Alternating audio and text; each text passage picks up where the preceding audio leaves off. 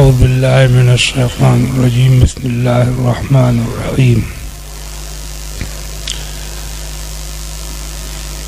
وجاہدوا فی سبیلہ لعلکم تفلحون آمنت باللہ صدق اللہ مولانا العظیم وبلغنا رسولہ النبی الکریم درود شریف پڑھی اللہم صلی علی سیدنا و مولانا محمد مبارک وسلم۔ کلمہ شریف کا ذکر کیجیے، لا الہ الا اللہ محمد رسول اللہ صلی اللہ تعالی علیہ وسلم۔ آج قرآن عظیم کی جس آیت کریمہ کا جو ٹکڑا میں نے تلاوت کیا، ارشاد فرمایا گیا وَجَاهِدُوا فِي سَبِيلِهِ الَّذِينَ جَاهَدُوا فِينَا لَنَهْدِيَنَّهُمْ سُبُلَنَا، اور وہ لوگ جو ہماری راہ میں جہاد کرتے ہیں، مجاہدہ کرتے ہیں، ہم انہیں اپنی طرف کے راستے دکھاتے ہیں۔ جہاد کا مطلب ہوتا ہے، مجاہدے کا معنی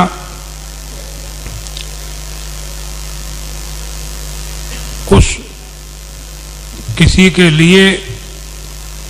کچھ پریشانی اور مشقت اٹھانا۔ ایک حدیث شریف میں ہے،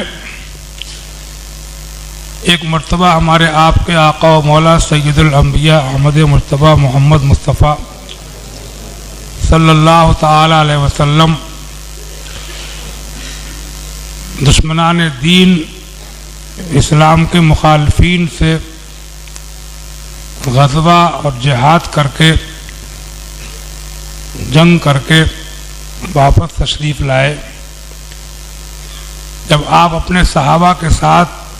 مدینہ شریف میں داخل ہونے لگے تو آپ نے فرمایا اپنے صحابہ کرام سے، مرحبا بکم قدمتم من الجہاد الاصغر الى الجہاد الاکبر، تمہیں مبارک ہو کہ تم لوگ چھوٹے جہاد سے بڑے جہاد کی طرف لوٹ رہے ہو۔ صحابہ نے کہا یا رسول اللہ، یہ بڑا جہاد کیا ہے؟ یہ جہاد تو ہم نے جان لیا، دشمنان دین کے مقابلے پر ہم لڑائی میں، جنگ میں مختلف قسم کی پریشانیاں اٹھا کر کے آ رہے ہیں،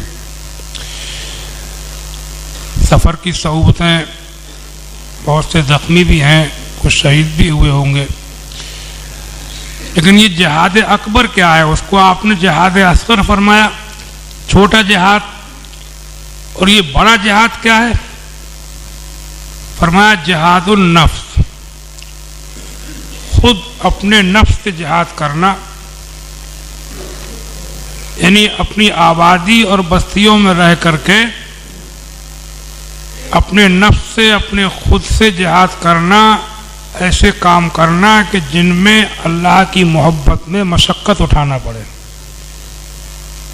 پریشانی اٹھانا پڑے اللہ کے لیے۔ غصے کو پینا، حسد جلن سے بچنا، تکبر سے بچنا، لڑائی جھگڑوں سے بچنا، صبر کرنا، برداشت کرنا، کسی کی کچھ باتیں سن کر کے بھی ان کے گھونٹ پی لینا، پڑوسی رشتہ دار، گھر والے باہر والے، ان سے بجائے لڑائی جھگڑے کرنے کے ان کی ایذا رسانیوں پر، ظلم و زیادتیوں پر صبر کرنا، ایسی بہت سی چیزیں ہیں کہ جن کو جہاد اکبر کہا جاتا ہے، مجاہدہ کہا جاتا ہے۔ دشمنان دین کے، مشرکین کے مقابلے پر نہیں، بلکہ خود اپنے نفس اور اپنی خراب عادتوں سے لڑنا، اس کو اللہ کے رسول سید عالم صلی اللہ علیہ وسلم نے جہاد اکبر فرمایا۔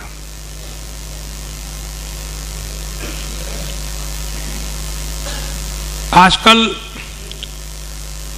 یہ سردی کے موسم میں، سخت جاڑے میں میں سمجھتا ہوں کہ 5 وقت کی نماز پڑھنا، وضو کرنا، یہ بھی جہاد بالنفس ہے کہ آدمی کا جی چاہتا ہے کہ میں لحاف میں لیٹا رہوں، سردی اور ٹھنڈک اس سے کہتی ہے کہ وضو کرنا، بدن کھولنا، نہانا مشقت ہے، مگر وہ بجائے سردی کی پرواہ کیے ہوئے وہ اللہ کی محبت میں پریشانی اٹھا کر کے بھی 5 ٹائم کی نماز پڑھتا ہے، تو میں اس کو بھی جہاد بالنفس سمجھتا ہوں۔ کچھ لوگ ہمت ہار جاتے ہیں۔ دیکھو مسلمانوں، ہم دیکھتے ہیں کہ ہم دنیا کے لیے کیا کیا نہیں کرتے ہیں، نہ رات دیکھتے ہیں نہ دن، لوگ دوائیاں کھا کر کے کام کرتے ہیں بیماریوں میں، میں دیکھتا ہوں لوگوں کو کام دھندے کرتے ہوئے تو مجھے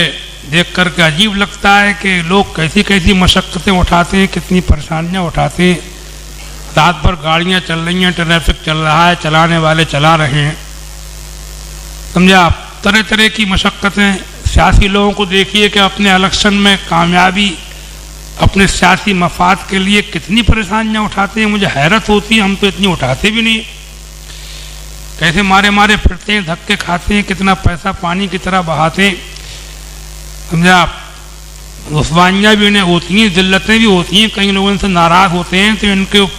کالے جھنڈے دکھاتے ہیں، ان کے خلاف نعرے بازی کر دیتے ہیں۔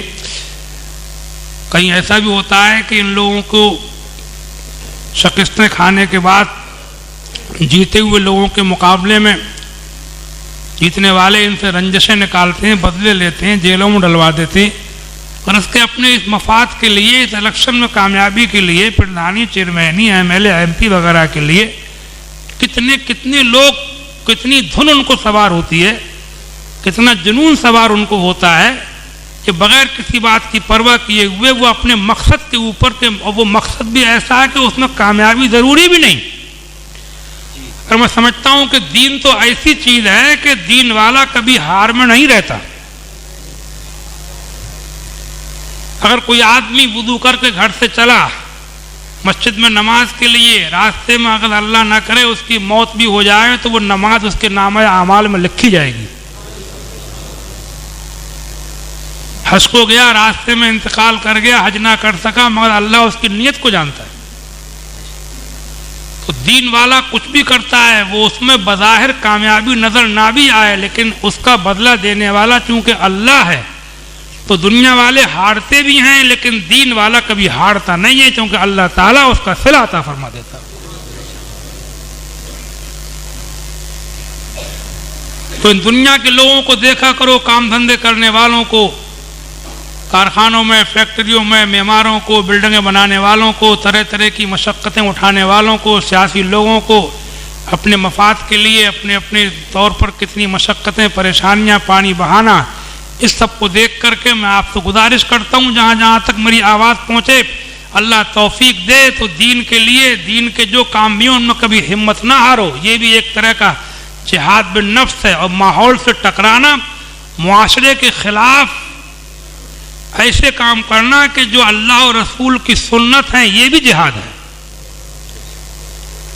مثال کے طور پہ آج کل معاشرہ بن رہا ہے، دھیرے دھیرے بننے لگا، شہروں میں تو ہو ہی گیا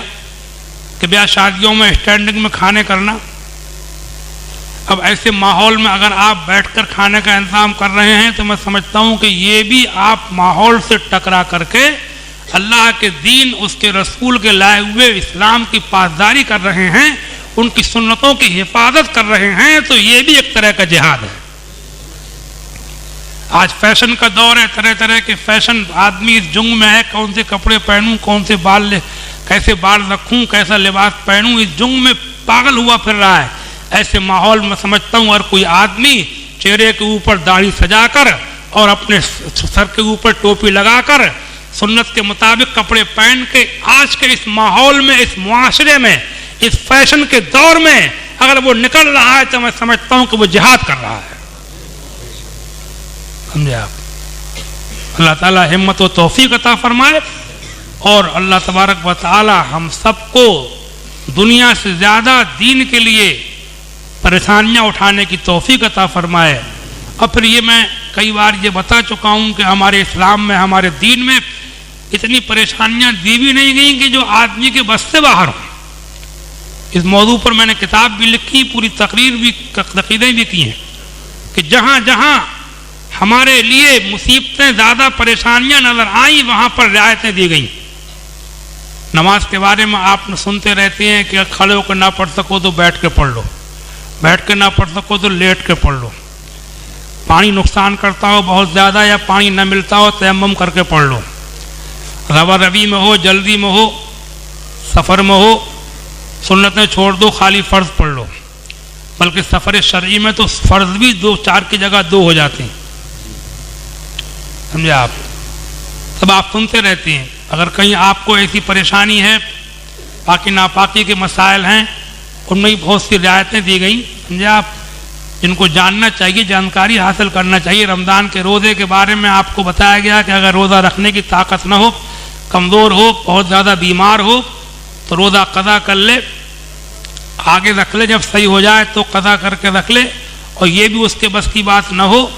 تو روزے کا فدیہ دے دے، اور فدیہ دینے کی بس کی بات نہ ہو تو روزہ اس پہ اللہ نے معاف فرما دیا۔ یہ سب قرآن عظیم میں اور حدیثوں میں لکھا ہوا ہے کہ ایسا شخص روزہ رکھنے کی طاقت بھی نہ ہو، بیمار کمزور ہے، اور آگے صحیح ہونے کی امید بھی نہیں ہے، قضا کرے گا، اور دینے کو فدیہ بھی نہیں ہے، اتنا غریب ہے تو اس کو روزہ معاف ہے۔ ہمارے بزرگ فرماتے ہیں کہ ایسا شخص اللہ تعالیٰ سے استغفار کرتا رہے، معافی مانگتا رہے، سمجھے آپ؟ تو دین کے معاملے میں یہ ایک پورا عنوان ہے جس کو میں اس وقت پورے طور پر نہیں چھیڑنا چاہتا۔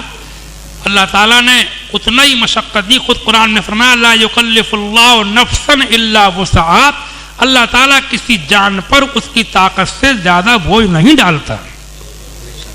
فرماتا یرید اللہ بکم الیسر ولا یرید بکم العسر، اللہ تعالیٰ تمہارے ساتھ آسانی چاہتا ہے، تنگی نہیں چاہتا۔